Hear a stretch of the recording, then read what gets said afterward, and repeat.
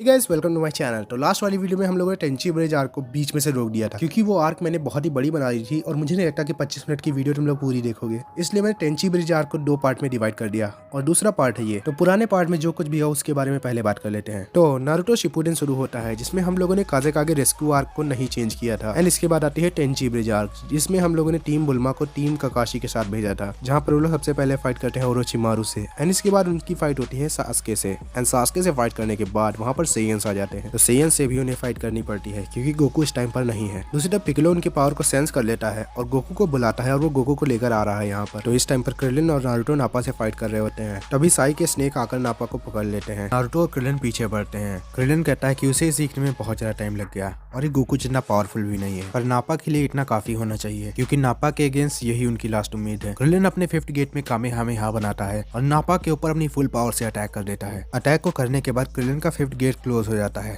और क्रिलिन नीचे गिर जाता है क्योंकि उसका पूरा चक्रा खत्म हो चुका था। वहाँ पर हर जगह धूल आ चुकी थी। धूल हटने के बाद वो लोग देखते हैं कि नापा नहीं मरा है। क्रिलिन का इतना स्ट्रॉन्ग अटैक सिर्फ नापा का आर्मर ही तोड़ पाया और नापा को बहुत कम डैमेज कर पाया है। अगर नापा इतना स्ट्रॉन्ग है तो वेजिटा कितना स्ट्रॉन्ग होगा। नापा उन सभी को देखता है और वो बहुत ही गुस्सा था। इसके बाद नापा अपनी पूरी ताकत से उन सभी पर एक की ब्लास्ट अटैक करता है उन्हें मारने के लिए, पर नापा के अटैक को एक कामेहामेहा रोक देता है जो कि किसी और ने नहीं, गोकू ने मारा था। अपने 6th गेट में वेजिटा कहता है, क्या करो तुम फाइनली आ ही गए। गोकू अपनी चारों तरफ देखता है। वो देखता है बुल्मा, क्रिलिन, चीची, ये सभी लोग बेहोश पड़े हैं और वेजिटा की आवाज भी उस आवाज से मैच हो रही है जो उसने इटाची के सुकुयोमी वाले ड्रीम में देखा था। नापा वेजिटा से कहता है कि वो गोकू की पावर को चेक करे कितनी है। वेजिटा चेक करता है और नापा से कहता है कि क्या करो इतना स्ट्रॉन्ग नहीं है, तुम अपनी फुल पावर में उसे हरा सकते हो नापा। ये सुनने के बाद नापा स्माइल करता है। इसके बाद वो पिक्कोलो को देखता है और कहता है, एक नेमेकियन यहाँ पर, कोई बात नहीं,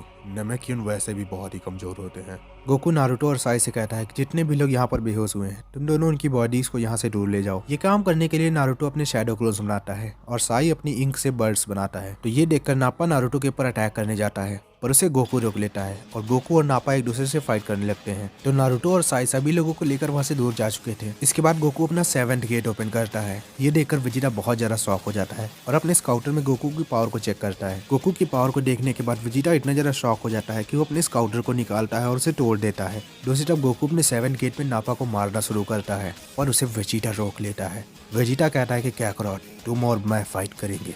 वेजिटा नापा से कहता है कि वो उस नेमेकियन को खत्म करे और इसके बाद टर्लेस की हेल्प करने जाए। तो नापा यही करता है और वो पिक्कोलो से फाइट करने लगता है। तो दूसरी तरफ टर्लेस से सास्के, ओरोचिमारू और काबुतो फाइट कर रहे होते हैं। टर्लेस उनसे फाइट करते हुए पूछता है कि रेजिस ने ऐसा क्या किया, जो सास्के बताता है कि उसने आते ही विलेज पर अटैक कर दिया था और विलेज के लोगों को मारना शुरू कर दिया। तो टर्लेस कहता है कि जहाँ तक उससे पता है रेजिस को किसी को मारना पसंद नहीं था, पर उन्हें फ्रीजा के लिए लोगों को मारना पड़ता था और वो यहाँ पर कैकरोट से मिलने आया था, न कि कैकरोट को मारने। शायद वो कैकरोट को स्ट्रॉन्ग बनाना चाहता था, इसलिए उसने ऐसा किया। तभी ओरोचिमारू टर्लेस के ऊपर एक अटैक करता है। ओरोचिमारू कहता है, मैं तुम्हारी बातें सुनता पर मेरे पास टाइम नहीं है। ओरोचिमारू सास्के से कहता है कि उन्हें उसे जल्दी खत्म करके वहाँ से निकलना होगा क्योंकि और भी लीफ निंजा वहाँ पर आते होंगे। दूसरी तरफ नारुतो और साई सबको सेफ जगह पर छोड़कर वापस आ चुके हैं एंड वो लोग पिक्कोलो की फाइट में पिक्कोलो की हेल्प करेंगे। पिक्कोलो उनसे कहता है कि हम तीनों मिलकर भी उसे शायद नहीं हरा पाएंगे, पर शायद स्पेशल बीम कैनन से उसे मार सकते हैं, पर जब तक मैं स्पेशल बीम कैनन बनाऊंगा तब तक तुम दोनों को उसका ध्यान भटकाना होगा। तो नारुतो कहता है, ठीक है,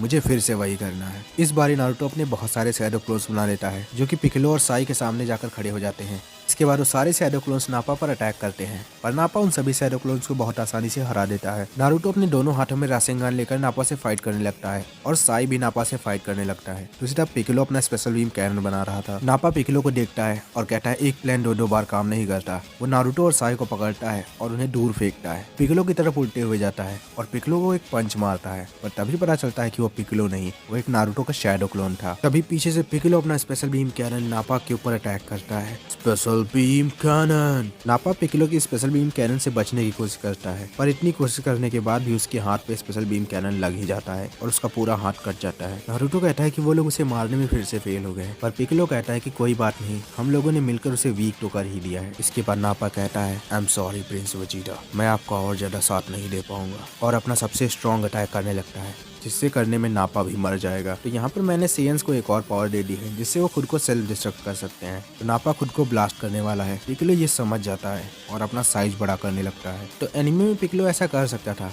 इसलिए मैंने उसे ये पावर दी है। पिकलो अपना साइज बड़ा करता है और वो नापा के ऊपर चला जाता है और नापा को जाकर उसे बंद कर लेता है ताकि नापा का अटैक बाहर ना जाए। नारुतो पिकलो से कहता है कि अगर तुम ऐसा करोगे तो तुम्हें बहुत सारी चोटें आएंगी और शायद तुम मर भी सकते हो। पिकलो कहता है मुझे नहीं पता मैं मरूंगा या नहीं, पर तुम उसके फ्रेंड हो, मैं तुम्हें बचाऊंगा। ये कहने के साथ पिकलो की पूरी लाइफ उसके सामने आ जाती है। मैं पहले गोकू से बदला लेने आया था और उसने मुझे हराया और मुझे सुधार भी दिया।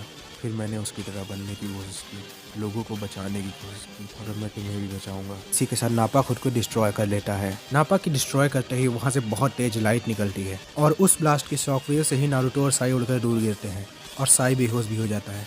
इसके बाद वेजिटा कहता है उसे ग्रेट एप में ट्रांसफॉर्म होना चाहिए था, बेवकूफ़। दूसरी तरफ टर्टलेस जो कि ये सब कुछ देखता है और उसे पता चलता है कि नापा अब नहीं रहा। टर्टलेस ये सब कुछ देख ही रहा होता है, तभी उस पर सास्के अटैक कर देता है। सास्के ने अपनी स्वॉर्ड में चिदोरी यूज करी थी। सास्के टर्टलेस को मारने जा रहा था पर टर्टलेस उसका अटैक डॉच कर देता है, पर इन सब में उसकी टेल कट हो जाती है। पर तभी टर्टलेस सास्के की आंखों में देख लेता है और सास्के फिर से उस पर गेंजुत्सु यूज करता है। कुछ टाइम के बाद टर्टलेस सास्के के गेंजुत्सु से खुद को छुड़ा लेता है, पर तब तक बहुत देर हो चुकी थी। ओरोचिमारू के स्नेक्स ने उसे पकड़ लिया था। काबुटो की वजह से वो अपने हाथ पैर भी नहीं हिला पा रहा था। ओरोचिमारू सोचता है कि वो लोग उसे टेस्ट सब्जेक्ट की तरह यूज करेंगे, पर टर्टलेस ऐसा नहीं होने देता है और वो खुद को ब्लास्ट कर देता है। ओरोचिमारू काबुटो और सास्के जैसे तैसे करके उससे बचते हैं और वेजिटा टर्टलेस की तरफ देखता भी नहीं है। वो कहता है कि तुम्हारा एक और फ्रेंड मर चुका है। वो मेरे फ्रेंड नहीं है काकरोट, वो एक लो क्लास सेयंस थे। उनका काम था मुझे बचाना और उन्होंने वो किया। और टर्टलेस तो नापा से भी वीक था, वो वैसे भी मेरे किसी भी काम नहीं आता।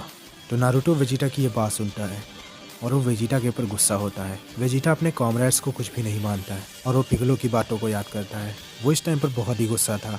ना तो सास्की को वापस ला पाया, ना ही पिकलो को बचा पाया। एंड ऐसे ही नारुतो 9 टेल्स में ट्रांसफॉर्म होने लगता है। नारुतो 4 टेल वाले वर्जन में ट्रांसफॉर्म होता है और वो वेजिटा से फाइट करने लगता है। गोकू को नारुतो को लेकर थोड़ी बहुत परेशानी हो रही है, पर क्योंकि नारुतो गोकू के साथ मिलकर वेजिटा से लड़ रहा है, इसलिए गोकू उसका साथ देता है। दूसरी तरफ साकुरा को होश आता है। वो सभी लोगों को देखती है जो उसके साइड में पड़े हुए थे, चीची, बुल्मा, कैप्टन यामाटो और क्रिलन। सबसे पहले कैप्टन यामाटो को हील करना शुरू करती है, तो वेजिटा और 4 टेल नारुतो आपस में फाइट करना शुरू करते हैं। इस टाइम पर वेजिटा नारुतो से ज़्यादा स्ट्रॉन्ग था, पर नारुतो अपनी 5th टेल को भी निकालता है और वेजिटा से फाइट करने लगता है। ठीक है फिर मैं पहले तुम्हें खत्म करता हूँ। ये कहने के बाद वेजिटा उड़कर ऊपर जाता है और एक गैलिक गन फायर करता है। वो गैलिक गन अटैक गोकू अपने कामेहामेहा से रोकता है। इस टाइम पर गोकू अपने 7th गेट में था, पर इतना काफी नहीं था। वेजिटा जीत रहा था। गोकू को लगता है कि उसे अपना 8th गेट ओपन करना पड़ेगा, पर तभी 5 टेल नारुतो अपना टेल बीस्ट बॉम्ब वेजिटा की तरफ फायर करता है, जो कि गोकू के कामेहामेहा को चीरते हुए जाता है और वेजिटा उसे बड़ी मुश्किलों से डॉच कर पाता है। वेजिटा अपने माइंड में सोचता है इन दोनों को साथ मिलकर हराना मुश्किल हो सकता है, मुझे एक टाइम में एक से फाइट करनी होगी। उसके बाद वेजिटा अपनी की को चार्ज करता है और वो सबसे पहले गोकू के सामने जाता है। वेजिटा की स्पीड अचानक से बहुत ज्यादा बढ़ चुकी थी और वो गोकू के सामने आ चुका था। वेजिटा एक गैलिक गन बनाता है और सीधे गोकू के मुंह पर फायर कर देता है, जिसे गोकू ब्लॉक तो कर देता है, पर वो उड़कर बहुत दूर जाकर गिरता है और उसका 7th गेट भी क्लोज हो जाता है। इसके बाद वेजिटा 5 टेल नारुतो से फाइट करने लगता है। इस टाइम पर वेजिटा नारुतो से बहुत ज्यादा स्ट्रॉन्ग होता है, पर नारुतो अपनी 6 टेल को निकालता है और वेजिटा से फाइट करने लगता है, पर इतना भी काफी नहीं था। तभी कर्स मार्क सास्के आता है और सास्के और नारुतो दोनों मिलकर वेजिटा से फाइट करने लगते हैं। गोकू उन्हें देख रहा था और वो अपना 7th गेट ओपन करने की कोशिश करता है, पर ऐसा नहीं हो सकता। गोकू को अपना 7th गेट वापस खोलने के लिए थोड़ा बहुत टाइम चाहिए, पर तभी गोकू को याद आता है वो अटैक जो उसने माउंट मियोबोको में सीखा था। इस टाइम पर नारुतो और सास्के वेजिटा से फाइट कर रहे हैं, तो गोकू अपना अटैक प्रिपेयर कर सकता है। गोकू अपने हाथ हवा में रेज करता है और एक स्पिरिट बॉम्ब बनाने लगता है। तो जब गोकू सेज मोड सीख रहा था तब वो सेज मोड नहीं सीख पाया, पर वो नेचर एनर्जी को कलेक्ट करना सीख गया। वो जब सेज मोड के लिए प्रैक्टिस कर रहा था तब सारी नेचर एनर्जी उसके अंदर नहीं जा रही थी, बल्कि उसके ऊपर एक बॉल की जैसी शेप बना रही थी एंड उसे गोकू ने नाम दिया है स्पिरिट बॉम्ब। तो इस टाइम पर गोकू के हाथ में छोटा सा स्पिरिट बॉम्ब बनने लगता है और वो धीरे धीरे बड़ा भी होने लगता है। वेजिटा गोकू को ये करते हुए देख लेता है। इसके बाद वो सास्के को एक बहुत जोरों से पंच देता है, जिससे सास्के दूर जाकर गिरता है और वो नारुतो की टेल को पकड़ता है और उसे भी दूर फेंक देता है और वो गोकू के पास आ जाता है। वो गोकू के पेट पर एक बहुत ही स्ट्रॉन्ग पंच मारता है, पर तब तक बहुत देर हो चुकी थी। गोकू के हाथों में स्पिरिट बॉम्ब बन चुका था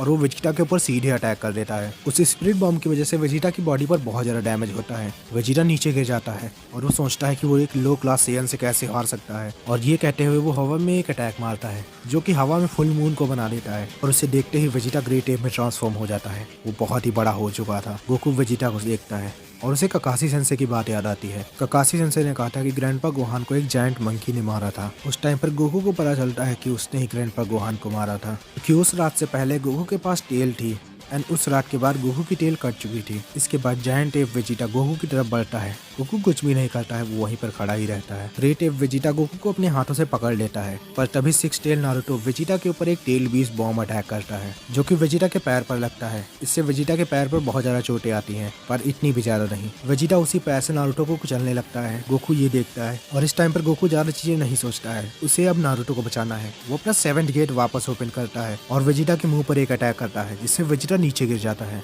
दूसरी तरफ सास्के भी उठता है। गोकू नारुतो और सास्के से कहता है कि अगर उन्हें उसे हराना है तो उसकी टेल को कट करना होगा। वेजिटा कहता है मैं ऐसा होने नहीं दूंगा, और यही कहते हुए वो अपने मुंह से अटैक करने लगता है, जिसे गोकू नारुतो और सास्के डॉज करने लगते हैं। पर तभी गोकू साई को देखता है, जो कि वहीं पर पड़ा था और वेजिटा का अटैक उसकी तरफ ही आ रहा था। गोकू जल्दी से साई के पास जाता है और उसे उठाता है। इसके बाद वेजिटा गोकू पर अटैक करने लगता है, जिससे गोकू बचकर भागने लगता है। इस टाइम पर गोकू की पूरी बॉडी में पेन हो रहा था, पर वो जैसे तैसे करके साई को लेकर वहाँ से भाग रहा था। तभी सिक्स टेल नारुतो वेजिटा के फेस पर टेल बीस्ट बॉम्ब अटैक करता है और वो वेजिटा के फेस पर ही ब्लास्ट हो जाता है, जिससे वेजिटा फिर से नीचे गिर जाता है। वेजिटा उठने की कोशिश करता है, पर तभी उसके पीछे सास्के अपनी लाइटनिंग ब्लेड के साथ जाता है और उसकी टेल को कट कर देता है। वेजिटा सास्के को रोकने के लिए अपना हाथ बढ़ाता है, जो कि सास्के के बहुत तेज से लगता है और सास्के दूर जाकर गिरता है और बेहोश हो जाता है। और अब बहुत देर हो चुकी है, वेजिटा की टेल कट हो चुकी है और वो वापस अपनी नॉर्मल बॉडी में ट्रांसफॉर्म होने लगता है। वेजिटा अपने माइंड में सोचता है कि प्रिंस वेजिटा एक लो क्लास सेयन और कुछ ह्यूमन से हार गए, और इसी के साथ वेजिटा भी बेहोश हो जाता है। दूसरी तरफ साकुरा कैप्टन यामाटो को हील कर चुकी है। उनको होश आता है और वो अपने हाथ में देखते हैं कि नारुतो के पास 6 टेल आ चुकी हैं। वो साकुरा को कुछ भी नहीं बताते हैं और नारुतो की तरफ भागते हुए चले जाते हैं। अब गोकू फाइनली स्माइल करता है, क्योंकि उन्होंने वेजिटा को हरा दिया है। गोकू नारुतो से कहता है अब तुम भी वापस आ जाओ नारुतो, हम लोग जीत चुके हैं। नारुतो गोकू की बात को जरा सा भी नहीं सुनता।